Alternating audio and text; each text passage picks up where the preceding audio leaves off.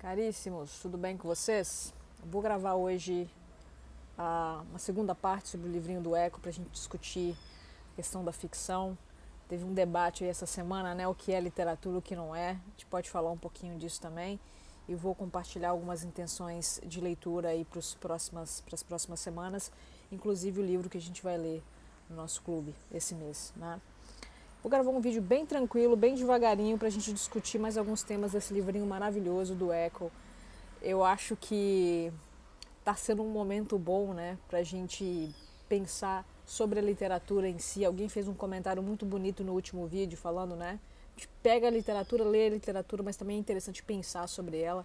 Eu estou com vontade de fazer isso. Tem outro livrinho aqui na pilha interessante também. Falei que no primeiro capítulo o Eco explica um pouquinho essa metáfora dele com os bosques, né? Nos dá um pouco dos conceitos sobre leitor de primeiro nível, que é o leitor que sente, e o leitor de segundo nível, que é o leitor que descobre, que investiga mais o texto, né? Até porque, segundo ele, no próprio texto literário, ele dá pistas para esse leitor e cria, de certo modo, esse leitor, né? Vamos ver como é que eu consigo aplicar isso agora nas minhas próximas leituras. O segundo capítulo tem uma diferenciação muito curiosa, que eu achei muito bacana, que é a diferença de história e enredo, porque através do enredo o autor modelo conversa com esse leitor modelo, né? Ele dá o exemplo da Odisseia. O que é uma história? A história é como, em linhas gerais, a gente consegue contar os eventos que se desencadeiam num livro. Então ele dá o exemplo aqui da Odisseia, né? Que Ulisses deixa a Troia em chamas e se perde no mar com seus companheiros. Encontra povos estranhos e monstros horríveis. Desce aos infernos, escapa das sereias e acaba sendo capturado pela ninfa Calipso. Então os deuses resolvem ajudá-la a voltar para sua pátria. Eu estou lendo um pequeno resumo porque eu não li o Ulisses, a Odisseia, né? A Odisseia. Calipso é obrigado a libertar Ulisses, que se lança de novo no mar. Isso é a sequência de eventos no geral.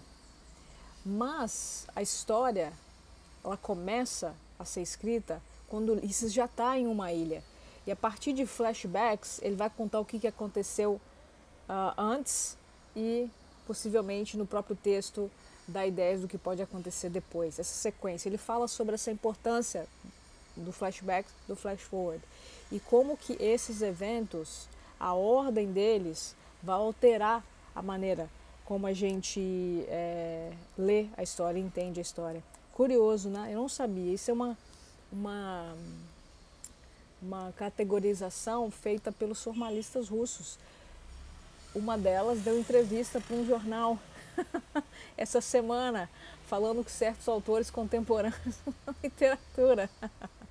Ou seja, uma acadêmica que dá muita importância à questão da forma, né? Como que a inovação no livro, nesse sentido, for mais formal. E que hoje em dia a gente está sentindo que a gente não está vendo tanto isso. Está se dando muito valor ao conteúdo. É uma discussão que sempre existiu no mundo da literatura, gente. Eu acho que a senhora quis dizer outra coisa, mas eu não sei se eu vou falar aqui para não ir polêmica. E porque vocês sabem as minhas opiniões sobre literatura contemporânea brasileira, né? Que eu não sou muito fã. Mas enfim,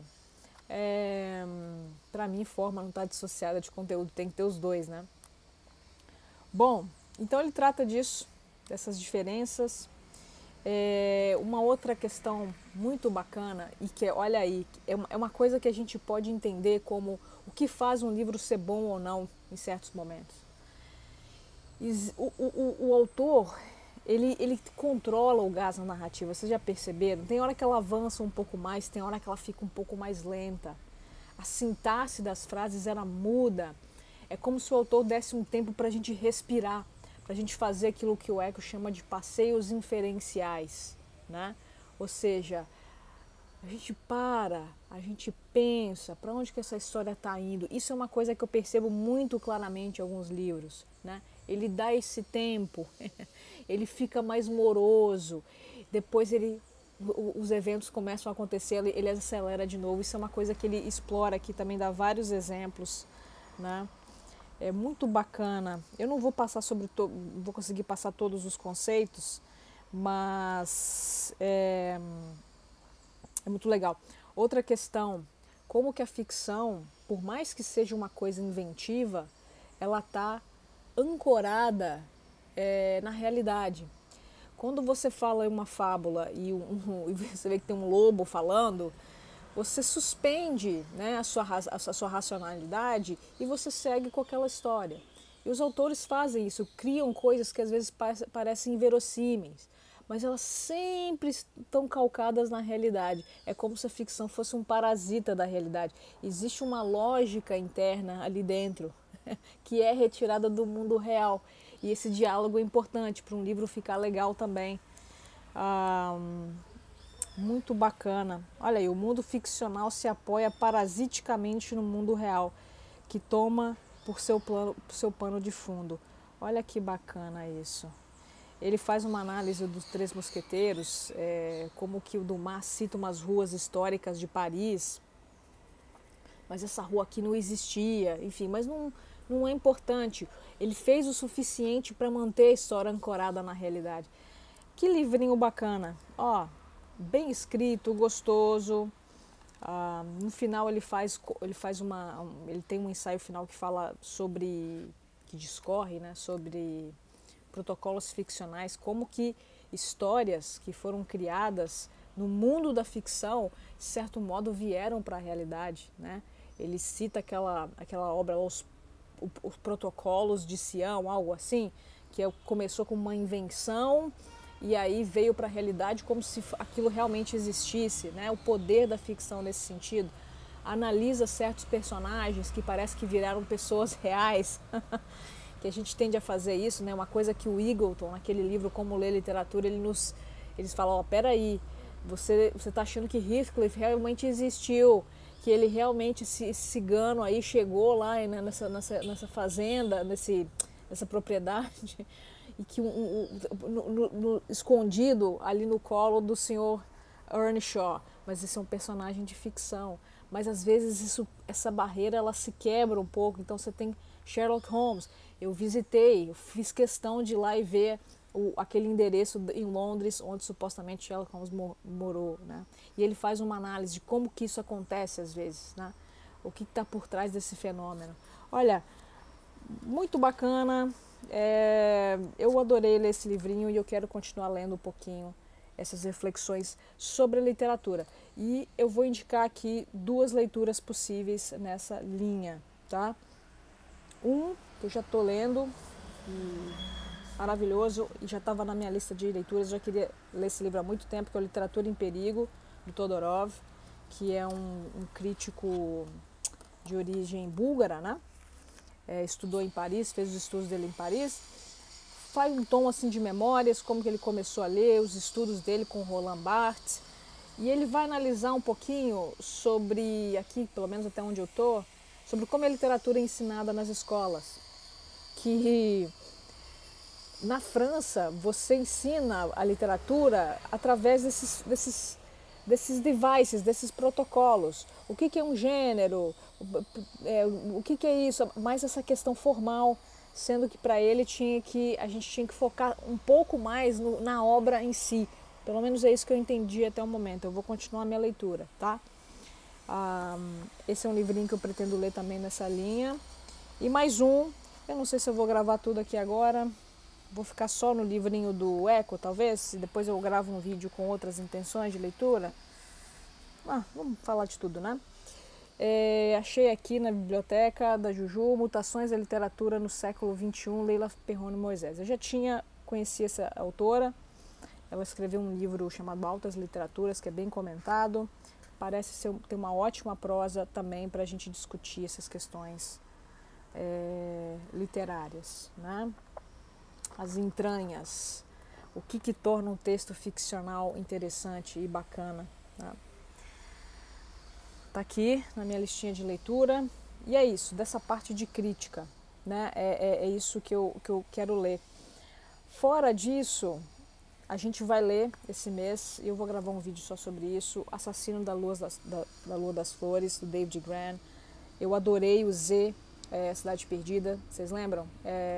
Que eu fiz tem uma resenha aqui, um ótimo escritor de não ficção, David Grann. Esse é o livro mais conhecido dele, que virou o filminho do Scorsese recentemente, né?